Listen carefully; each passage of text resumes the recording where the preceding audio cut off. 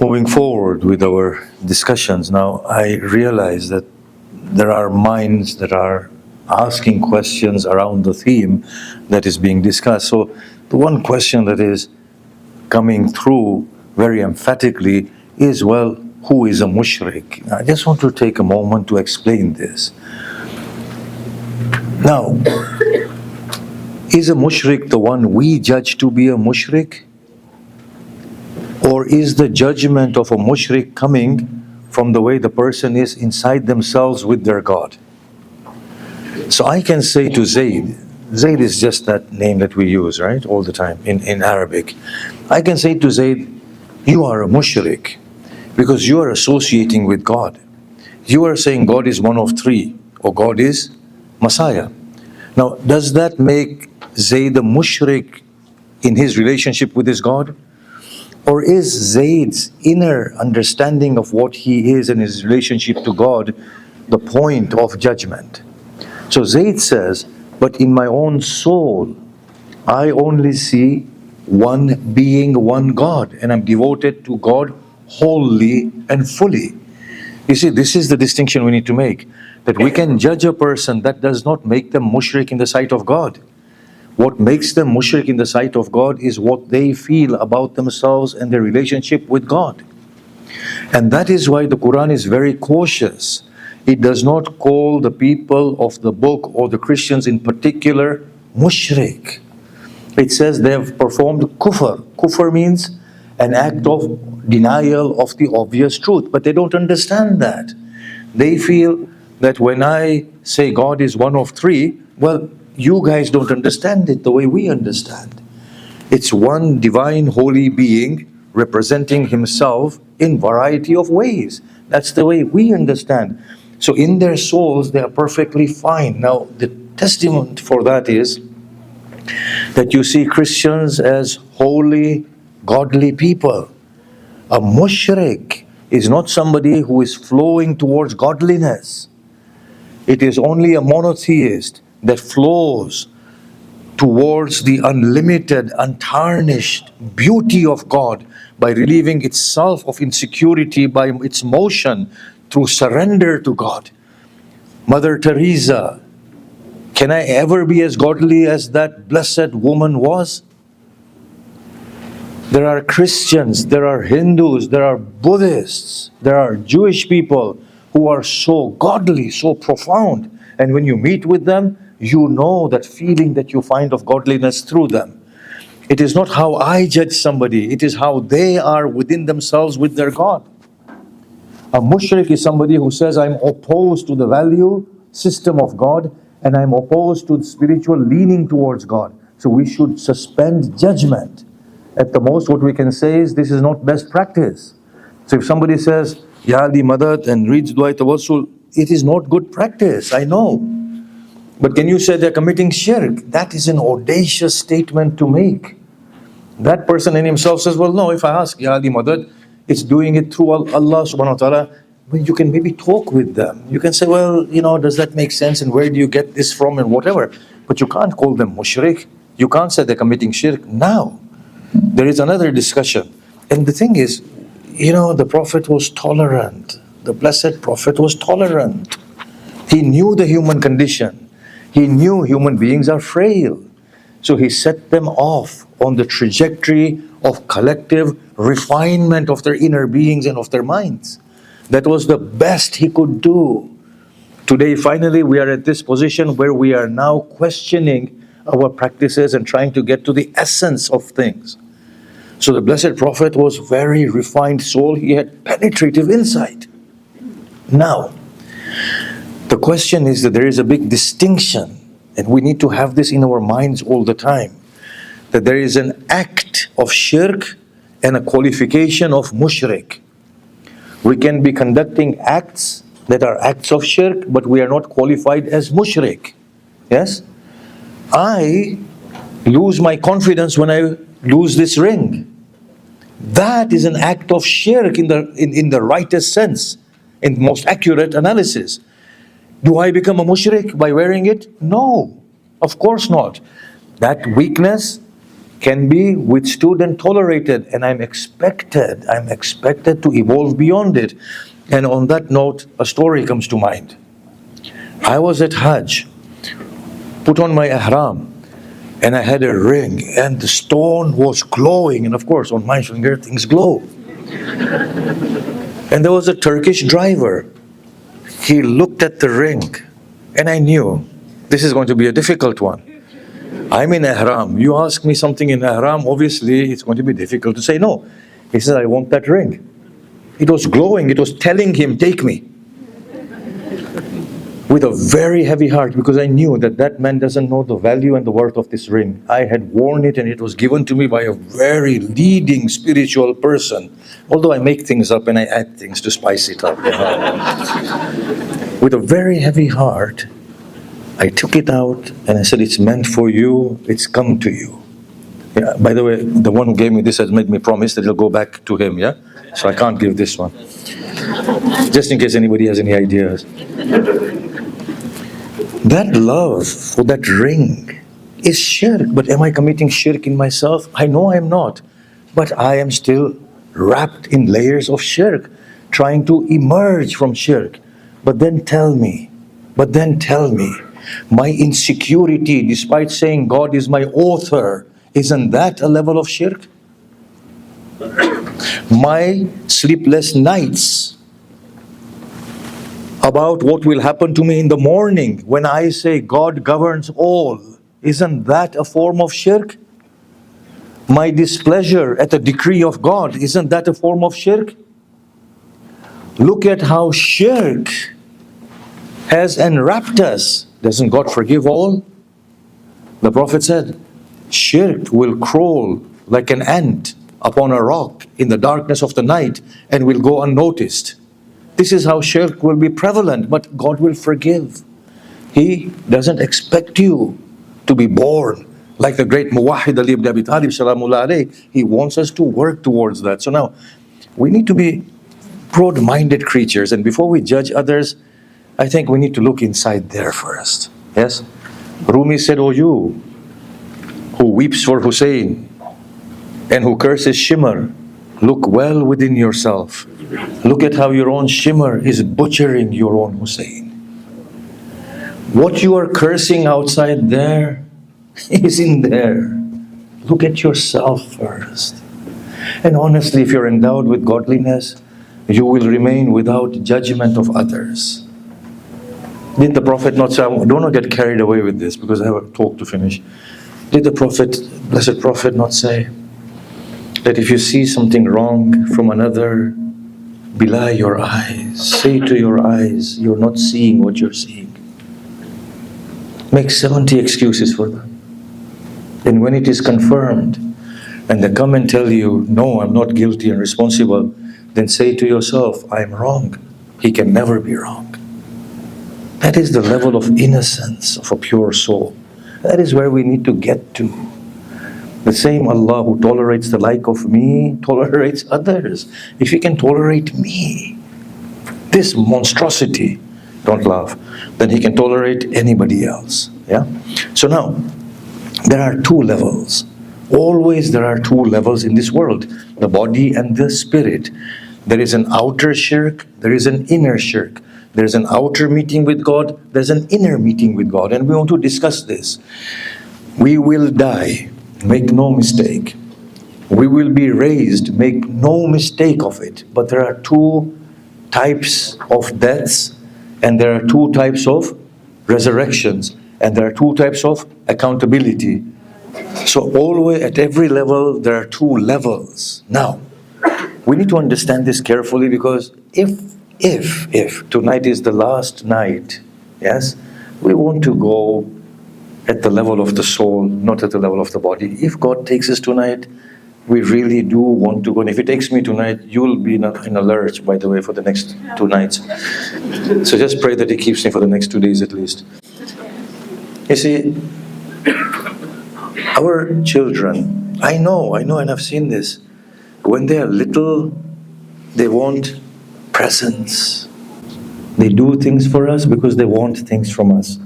And I saw this in my little girls. When they grew up, they said, Papa, don't get us these things. And I said, why are they saying that? And then later on I heard one saying to the other, but he has to work hard to get us all these things.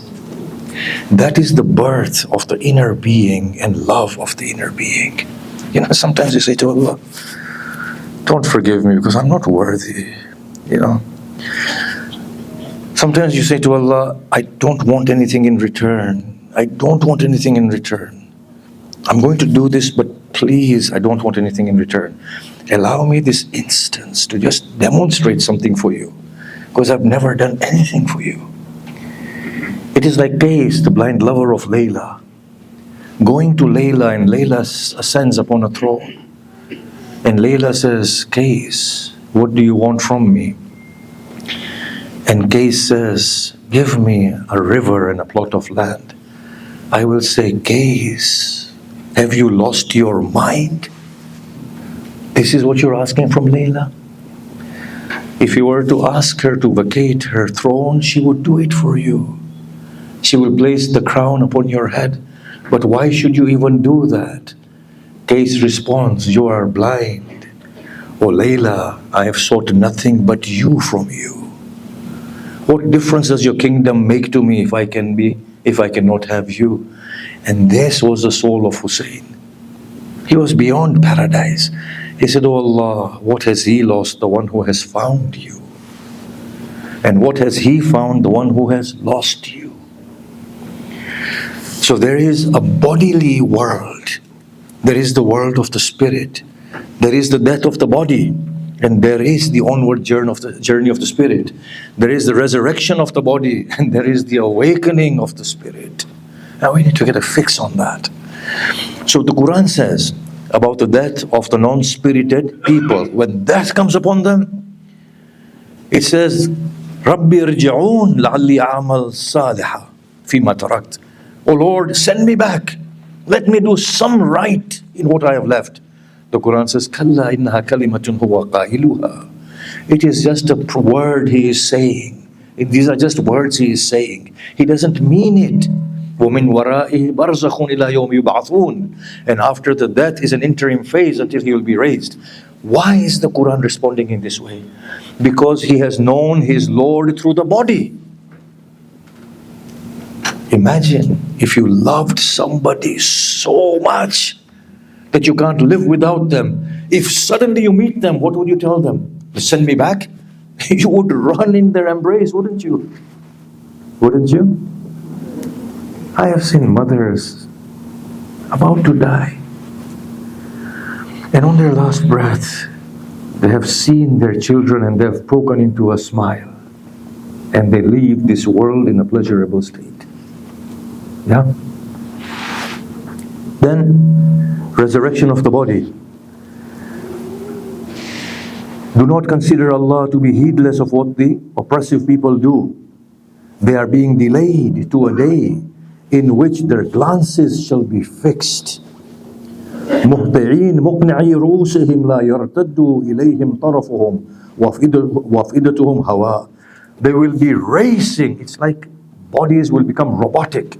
They will be flung out of the graves, and they will just carry the souls. Their heads will be transfixed in a raised position. There will be a call. Obviously, I'm just giving you a few verses. There are plenty of verses like this, and you've got to put them together.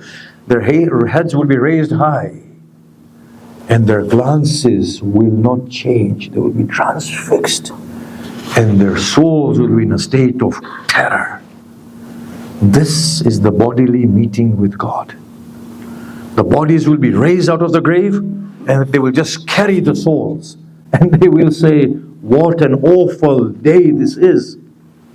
وَنُفِخَ فِي الصُّورِ فَإِذَا هُمْ مِنَ الْأَجْدَاثِ إِلَى رَبِّهِمْ يَنْسِلُونَ. The trumpet will be blown, and they will be thrown out of their graves, racing towards their Lord.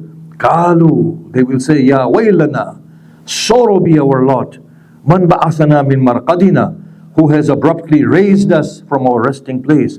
هَذَا وَعَدَ الرَّحْمَنِ وَصَدَقَ الْمُرْسَلُونَ. This is what the Rahman promised, and the messengers were right. Then on that day, this is all for the bodily resurrection, for people who are not spirited and spiritually connected to God through the soul. يَوْمَ نَدْعُ كُلُّ أُنَاسٍ بِإِمَامِهِمْ. The day we will call all people with their imam. Imam here means a book. Yeah? وَكُلَّ شَيْءٍ أَحْصَيْنَاهُ فِي إِمَامٍ مُبِينٍ means a book. Do a careful study of the Quran. Inshallah, in the years to come, I will, if Allah gives life and if He consents, will conduct these lectures on resurrection. That Imam means a book. Imam is a book. Kitabul Mubin is a book. Kitab is a book. Lawhul Mahfud is a book. Kitabul Maknoon is a book. These are different levels of books. Look at the Quran. Another reality. It's presenting another reality. It's not the world we are seeing. It's very different. In any case, every community will be called with their imam. فَمَنْ أُوتِيَ كِتَابَهُ بِيَمِينِهِ فَأُولَٰئِكَ يَقْرَؤُونَ كِتَابَهُمْ وَلَا يُظْلَمُونَ فَتِيلًا. And whoever's been given their book in their right hand will read their book, and they will not be cheated even to the weight of a date stone or something to that effect. What you're seeing here is very bodily. It's extremely bodily. And then the record of bodily deeds. وَكُلُّ إِنسَانٍ أَلْزَمْنَاهُ طَائِرُهُ فِي عُنُقِهِ. And every human, we have attached their fate or their scroll to their neck. وَنُخْرِجُ لَهُ يَوْمَ الْقِيَامَةِ كِتَابًا يَلْقَاهُ مَنْشُورًا. And we will take out for him on the day of Qiyamah a book that will be laid open. اقرأ كتابك. Read your book. كَفَى بِنَفْسِكَ الْيَوْمَ عَلَيْكَ حَسِيبًا. Today, on this day, you will be a sufficient witness against yourself. These are bodily good deeds. I want to go through it, so bear with me. Detailed account. In the next surah, Surah Kaf, it says, وَوُضِعَ الْكِتَابُ وَتَرَى الْمُجْرِمِينَ مُشْفِقِينَ مِمَّا فِيهِ. The book will be placed, individual books. And the guilty, fearfully or frightfully, will see what is in their book. وَيَقُولُونَ. And they will cry out, يَا وَيْلَتَنَا.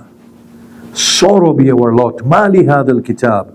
What be with this book? لَا يُغَادِرُ صَغِيرَةٌ وَلَا كَبِيرَةٌ إِلَّا أَحْصَاهَا. It does not leave out a small deed or a big deed, but that it details it. وَوَجَدُوا مَا عَمِلُوا حَاضِرًا. And they will find whatever they have committed present. Imagine now, a person like me is in a state where I have not found my God, and on the other hand, I'm wasting my life and not committing physical good deeds either. Can you see this? I'm lazy in praying my salah. I am lazy in keeping up familial ties. I don't go and ask my neighbors if they want anything. I don't speak up for the oppressed people of this world. I do not reconcile between fighting people. I get angry, I swear, and I curse. I haven't found my God at all, so the heart is not there. And at the physical level, I don't see the urgency of the situation. Can you see this? Look at the state in which we, or people like me, are. After that, this is all bodily. Surah Anbiya, وَنَضَعُ الْمَوَازِينَ الْقِسْطَ لِيَوْمِ الْقِيَامَةِ. And then we will place the scales of justice for the day of Qiyamah. فَلَا تُظْلَمُ نَفْسٌ شَيْئًا. And no soul will be oppressed in the slightest. وَإِنْ كَانَ مِثْقَالَ حَبَّةٍ مِّنْ خَرْدَلٍ أَتَيْنَا بِهَا وَكُنَّا وَكَفَى بِنَا حَاسِبِينَ. And even if it is a seed of mustard, we will bring it out and place it on the scale. And we are sufficient as those who will take account. Another verse. يَوْمَئِذٍ يَصْدُرُ النَّاسُ أَشْتَاتًا لِيُرَوْا أَعْمَالَهُم. On that day, man will be brought out in groups to witness their deeds. وَمَنْ يَعْمَلْ مِثْقَالَ ذَرَّةٍ خَيْرٍ يَرَى. Whoever does a mustard weight of good deed will see it. وَمَنْ يَعْمَلْ مِثْقَالَ ذَرَّةٍ شَرًّا يَرَى. And who does an atom's weight of evil will see it. These verses are sufficient to bring us to a state of mindfulness. Don't keep on committing these sins. Our hearts are away from God and our deeds have nothing to be proud of. فَأَمَّا مَنْ ثَقُلَتْ مَوَازِينُهُ. And as for the one whose weight are heavy, فَهُوَ فِي عِيشَةٍ رَاضِيَةٍ. Then he will be in a good place of abode. وَأَمَّا مَنْ خَفَّتْ مَوَازِينُهُ. And as for the one whose scales are light, فَأُمُّهُ هَاوِيَةٌ, then the pit will be his mother, his place of rest. Now, Allah says that the physical deeds will be accepted if there is faith. So if somebody has faith in God, that's the minimum requirement. Keep on doing good deeds. Keep on doing good deeds. Keep on multiplying it. Now, people like me are responsible for sometimes a huge crime, because we tell people, don't pray too many namaz, don't do too much this, don't do too much that. It's not good either for me to say that, because the book of God says, do good deeds. Now, if a person who prays too many namaz sees that as a good deed, then let them continue. Maybe once in a while tell them that instead of 100 rakat, you may want to try praying 10 rakat, but with a lot of presence. That way, so that we can ignite the soul. Now, if you see Surah Tawbah, verse 120, I'm not going to go through it. It will tell you that when these people go out in the way of God, they do not take a step, they do not incur hunger or thirst, they do not cause the disbelievers any damage, and they do not receive any damage from the disbelievers, but that a good deed is written for them. So in the book of God, even for the physical resurrection, for the people who are not soul united with God, they have salvation through the weight of their good deeds. Is that coming true? Even if my soul refined enough to find my God from within, like John, the lover of Hussein, who says, tear my chest in the love of Hussein, even if I'm not there, I need to perform righteous deeds. I need to uphold the prayer. I need to fast. I need to give charity. I need to speak the truth. I need to start forgiving. I need to start reconciling between people. I need to start establishing familial ties. It's an urgent need. Now, look at this verse. That's so phenomenal. That is giving an equation to how to lead this life, a formula. وَقِمِ الصَّلَاةَ طَرَفِي النَّهَارِ وَزُلَفًا مِنَ اللَّيْلِ. Establish prayer at two ends of the day and at night, and when night nears. إِنَّ الْحَسَنَاتِ يُذْهِبْنَ السَّيِّئَاتِ. Good deeds ward off evil deeds. Now on the back of this, you find many ahadith from the Prophet and the Imams, that when you do something wrong, immediately do something right to cancel out the wrong. Can you see that?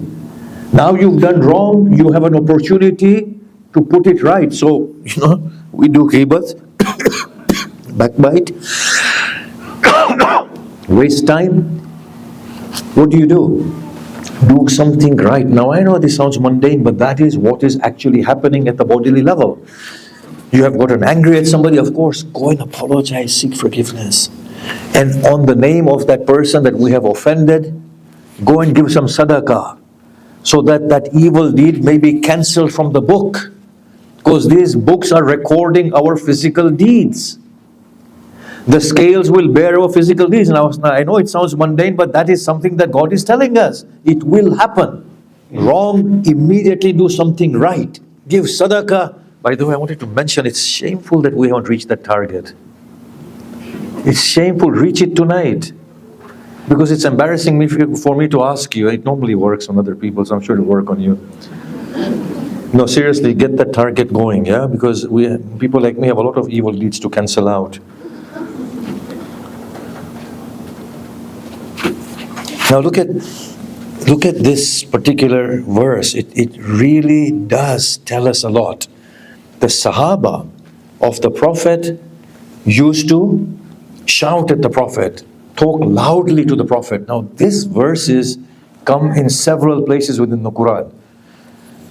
Cancellation of deeds. In one shot, deeds can be cancelled. All of them. And on the day of Qiyamah, they will say, well, where are all my good deeds gone? But they've been cancelled out. So this is in the time of the Prophet, and you can check out other verses.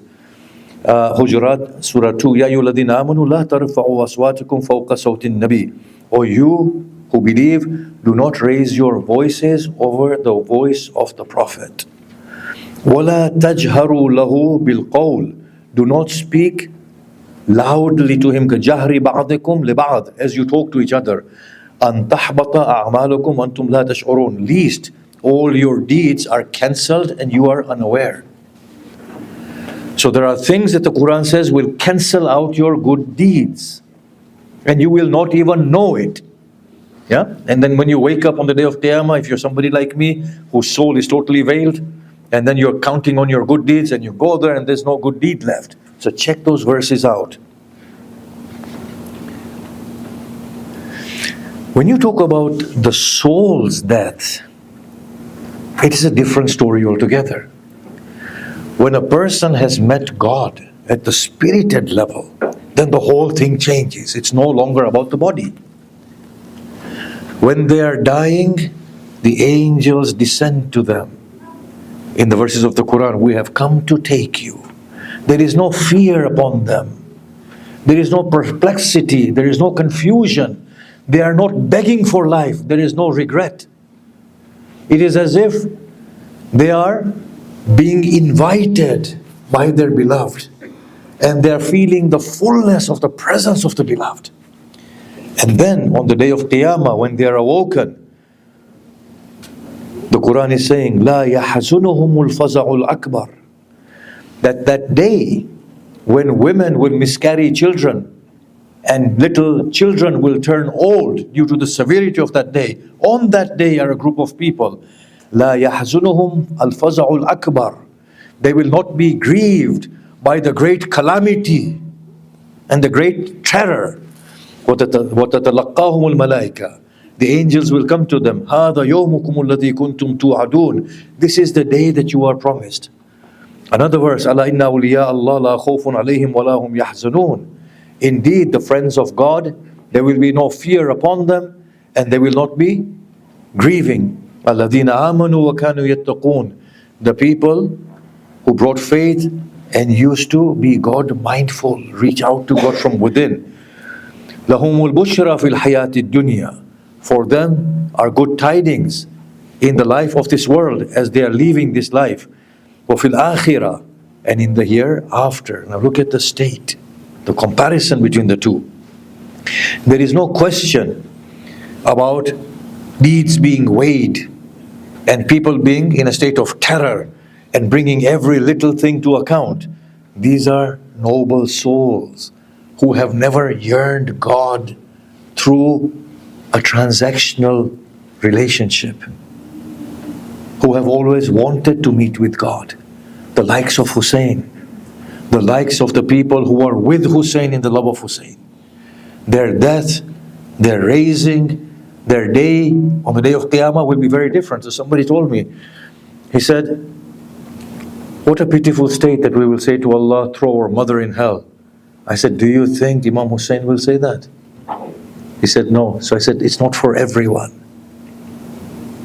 Arrive at that state of nobility where you don't have to face that fate, that you are so preoccupied with your body that you want your mother to burn, so for Allah to save your body. Come at that state of nobility where you say, Allah, burn my body and spare hers. Come at that level of nobility and your Lord will say, I spare you both. There's a beautiful hadith within the Sunni literature in which it says that as for the souls who are raised on the day of Qiyamah, God will summon them and say to them, do you remember all the things you did in your worldly life? They'll say, yes. Do you remember how I covered them all up for you? He will say, yes. He will say, today I will do the same. Today I will do the same. I will not expose you. That requires a level of recognition. In Kitabul Mu'min, a hadith from Imam Ali, the faithful will awaken and they will look at their books of deeds and they will find no trace of evil. With embarrassment, their hearts will turn to God. Why have you effaced them? And God will reply to them that my love for you and my sense of pride that I take from you does not allow me to expose you to anyone else. And as Imam Ali says, oh Allah, forgive me those sins that you have hidden from your angels, because the love of Allah when we start loving Him, is so overpowering that He does not want the angels to turn to Him and say to Him that you've forgiven him, and he's doing the same thing again. But that comes through that beautiful, yearning connection with Allah subhanahu wa ta'ala. Now, look at how Allah is. Look at how Allah is. In your own time, read verses from Surah Nur 36 to 38. He's talking about those beautiful souls.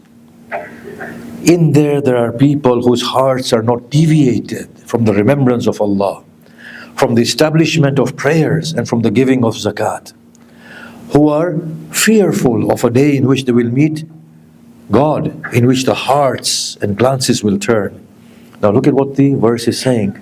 لَيَجْزِيَهُمُ اللَّهُ أَحْسَنِ مَا عَمِلُوا, so that God may reward them of the best that they used to do.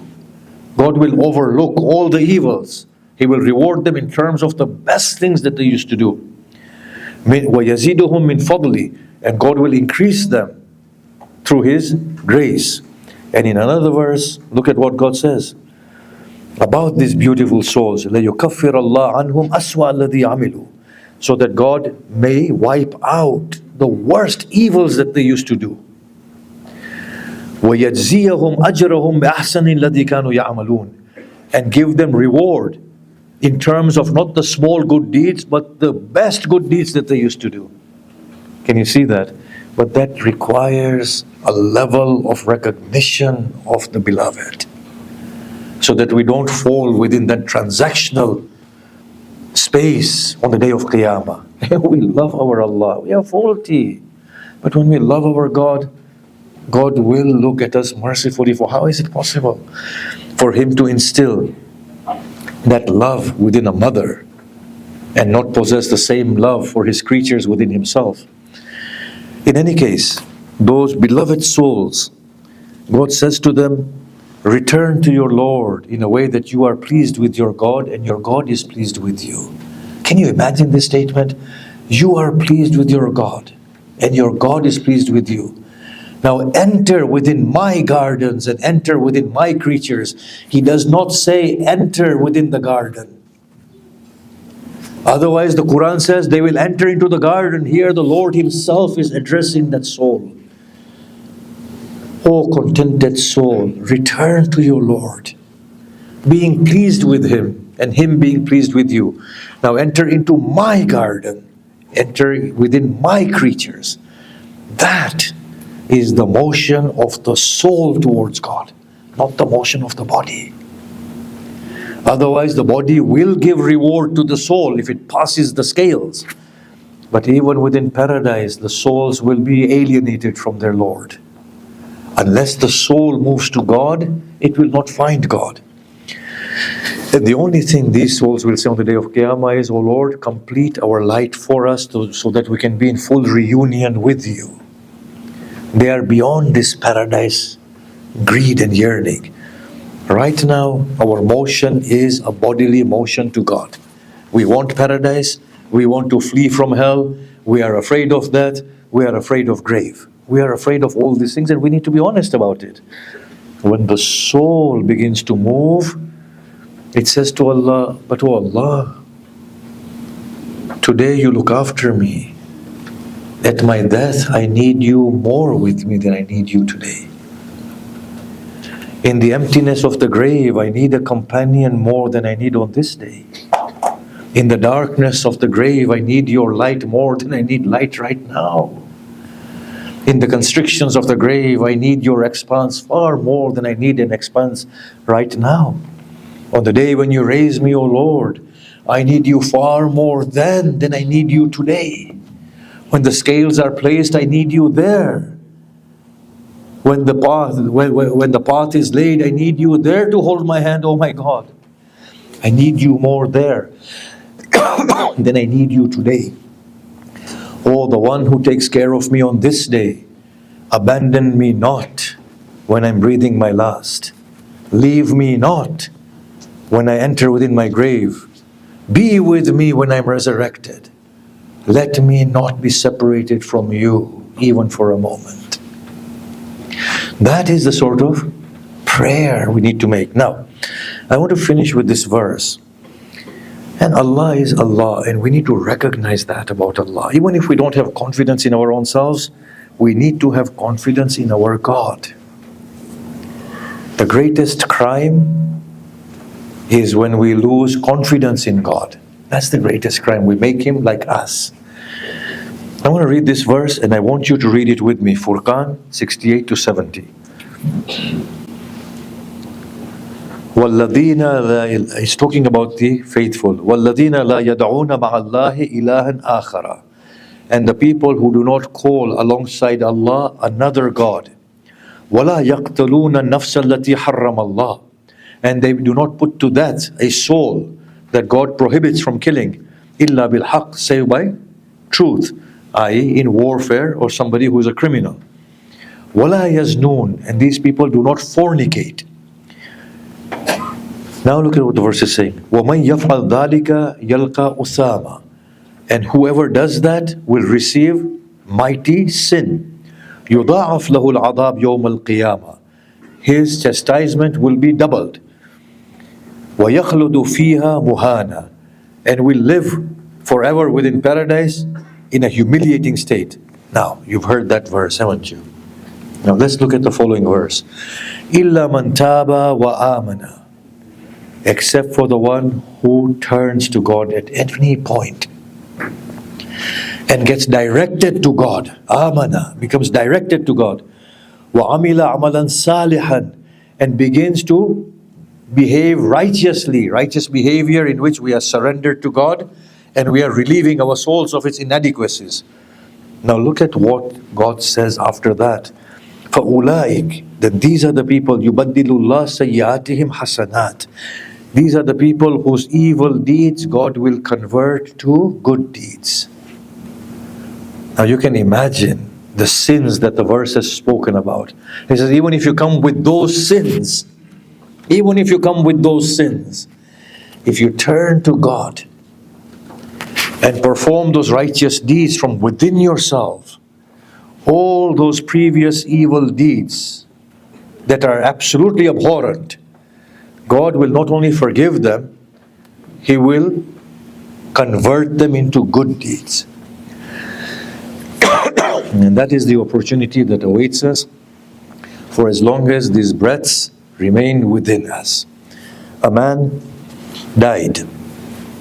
His estate was being given into charity.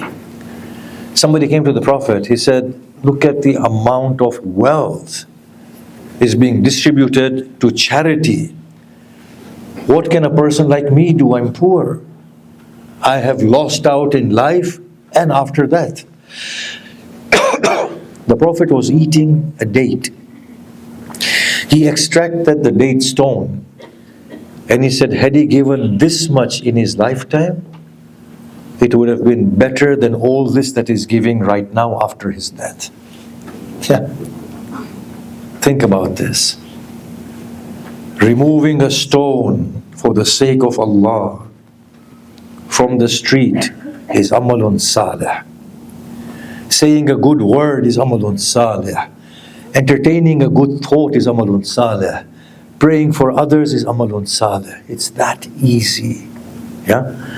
The Prophet said once, if you smile at another one and you say, I'm in love with you, obviously don't say it, obviously callously, then God will forgive all your misdeeds. Yeah? And God will give you good deeds. I know nowadays it's not right to say these things to anyone, man or woman.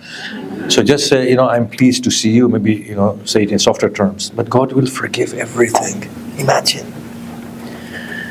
We are going to our beloved Imam Hussein, the one whose heart has been torn to pieces. He has been torn to a level that you can't imagine. Every ounce of other than God has been taken out of him. As his body oozed out blood, his soul oozed out everything other than God. There is a son that he has, and he loves no less than Abraham loved his Ismail. He is moving towards Karbala. Sleep overpowers him. He awakens abruptly and says, Inna lillahi wa inna ilayhi raji'un. Father, indeed we are returning to Allah. But what brings the kalimatul istirja' to your lips at this point? I slept, O child, and I heard a call.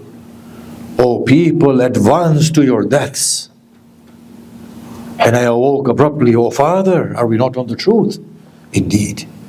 Then what difference does it make if death comes to us, or we rush in the bosom of death? God bless you, O child, he says. The day of Ashura witnesses the deaths of all his companions. Imam Hussein comes to Akbar when it is time for single combat, according to the Arab traditions, when the numbers dwindle and reduce. O Akbar, I wish you to go to the battlefield on behalf of your father. I wish you to be the first to give your life. Imam Hussein saddled Akbar. Then he pointed his fingers to the sky. I read, then Hamid ibn Muslim narrates, that he cried out aloud as a mother would wail upon the body of her child. As tears flood his eyes, he said, O Allah, bear witness. Now I send to them that child of mine who most resembles your messenger in speech, in mannerism, and in character. Whenever we wish to look at your messenger, we would look at our Akbar. Akbar, go. Yes, but Akbar, go slowly. As Akbar makes way towards the battlefield, he hears something. And he looks back. He sees his father walking behind him. He says, O father, have you not bid me farewell? Indeed, O child. Then why do you come behind me struggling in the way you do? He said, Akbar, had you a child like Akbar, you would not have asked me this question. Akbar goes, I am Akbar, the son of Hussein, the son of Ali. How dare you bring us to this wilderness and put us to death? We will not pledge to the son of a fornicator. We have more right to this than you. I will unleash the blows of a Hashemi upon you and show you the ferocity of my sword. He fights with them. I hear from the Dhakirin that Hussein summons the mother of Akbar. And he says, I will make a prayer. You say Ameen. He says, Oh Allah, the one who has returned Yusuf to Yaqub, return Akbar to his Hussein. As he says that, Akbar comes. He says, Oh Father, the weight of the coat of mail has weighed me down and thirst kills me. Do you have a drop of water? Hussein places his ring within Akbar's mouth and says to him, discard your coat of mail and re-enter into the battlefield. Your grandfather will come and quench your thirst. Akbar re-enters. Murra bin Munqidh waits for an opportune time. As Akbar is surrounded, he strikes Akbar on his blessed head. Akbar falls to the ground and says, Oh Father, I bid you peace. Hussein runs to the body of Akbar. Abbas Ummi says, there was a woman at the body of Akbar. Hussein sees it is his Zainab and leads her back. He looks at Akbar. He says, Oh child, do you know the wound your father has incurred at your death? He says, Oh child, the world has become darkened after you for your father. Oh child, you have left this world, or you are leaving this world at such a tender age, but you have left your father without his son. Akbar rubs his heels and breaks into a smile. He says, "Oh father, I see my grandfather. He is quenching my thirst with the goblets of Kawthar. And oh father," he says, "oh Hussein, hurry to me, await not." Rahmallah man qara al-Fatiha.